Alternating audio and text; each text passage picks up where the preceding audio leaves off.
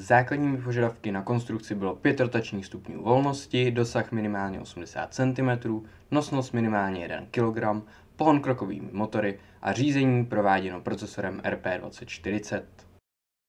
Vzhledem k předpokládanému použití jako univerzální manipulátor s hlavním pracovním prostorem v osách XY zde byla zvolena konstrukce s 5 rotačními stupni volnosti. Hlavní část robotické ruky je konstruována z hliníku, díky kterému by měla být tuhá vůči své váze a setrvačnostem pohybu.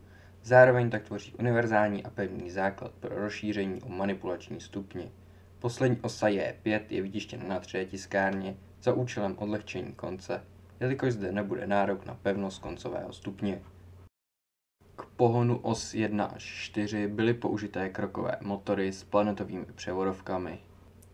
Osy 1, 3 a 4 pohání motor NEMA 17 a osu 2 motor NEMA 23. Osa 5 je řešená servomotorem s již integrovanou převodovkou.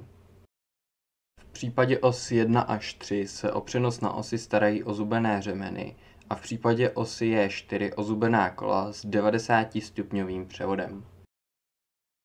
Napínání řemenů je zde řešeno přítlačnými napínáky. Nedílnou součástí je samozřejmě řídící jednotka. Ta se skládá z řídící jednotky Raspberry Pi Pico, driveru HBS57H pro motor NEMA 23, driverů TB6600 pro motory NEMA 17, chybového relé, hlavního vypínače, nouzového vypínače, signálky chodu, chybové signálky, napájecího zdroje a napájecího modulu.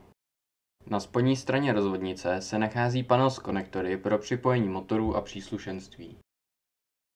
Další součástí je ovládací jednotka. Procesorem této jednotky je LG T8F328P, který zpracovává vstupy z joysticku, potenciometru a přepínačů a odesílá je do řídící jednotky. Zároveň zobrazuje na displeji aktuální stavy a aktivní chyby. Ovládací jednotka se skládá z joysticku pro pohyb os, přepínače osy 5, přepínač aktivně ovládaných os, klíčový přepínač, tlačítka na ovládání nástroje a informační displej.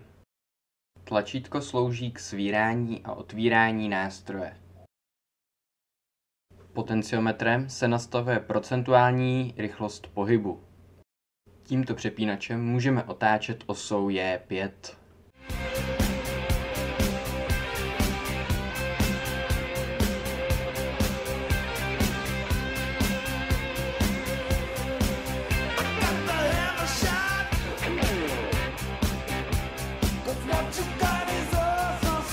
Joystickem se ovládají jednotlivé osy.